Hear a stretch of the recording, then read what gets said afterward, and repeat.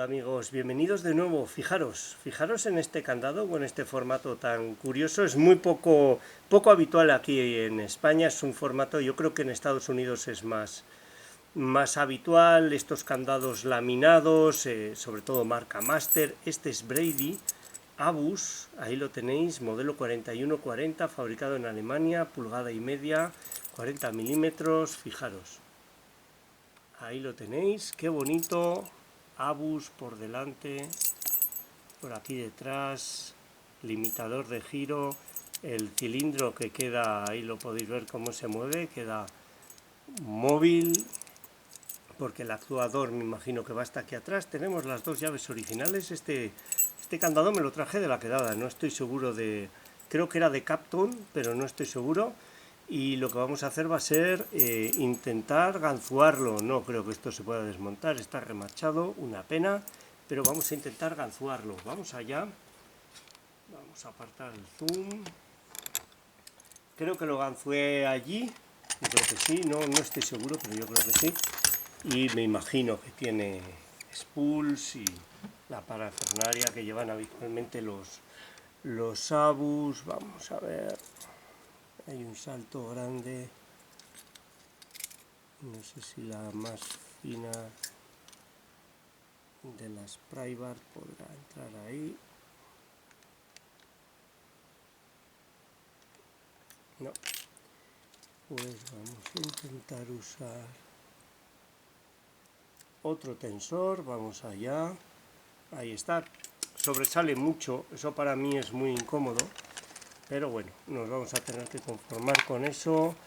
Y voy a utilizar esta ganzúa fantástica de Moki, un gancho puntiagudo muy fino.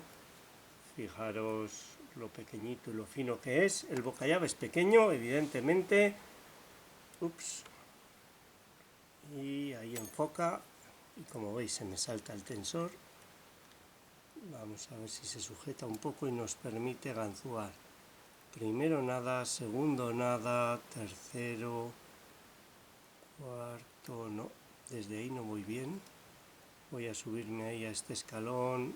Primero, parece que pide.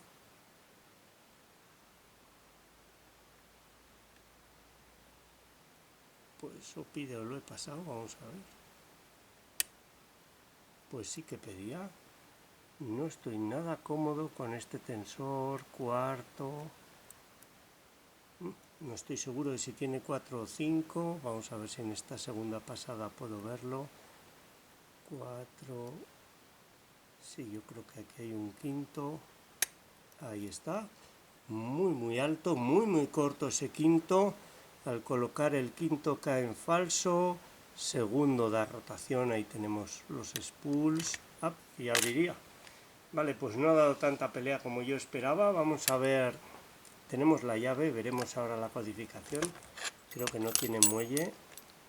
No tiene muelle. Vamos a ver cómo era esa codificación. Vamos a comprobar que funciona la llave. Muy bonito este candado, muy coleccionable. Fijaros, ahí se ve la parte superior del cilindro. Ahí lo tenéis, por eso al mover el arco se movía el cilindro. Ahí está. Vamos a cerrarlo. Ahí está. Esta sería la llave. Wow. Pues primero y segundo son muy cortos. El segundo creo que era un spool. El primero yo creo que no. Y ha habido uno que lo he metido muy arriba, será este quinto. El quinto era. Ahí está. Funciona perfectamente. Lo he llevado tan arriba que me ha hecho dudar. Vale, ahí veo el actuador. El actuador es una chapa. Lo que pasa es que no se puede retraer totalmente. Ahí veis la chapa.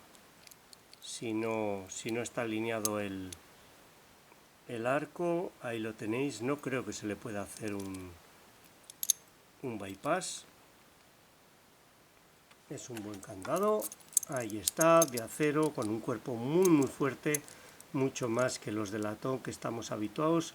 Y bueno, el arco ahí está expuesto y lo pueden cortar. 5 pernos Abus modelo 4140, nos lo había ofrecido, mucho menos así, laminado Brady. Muchas gracias Captón por dejármelo, y para todos vosotros esta ha sido la apertura. Espero que os haya gustado, sea útil, y muchas gracias por vuestro tiempo. Un saludo.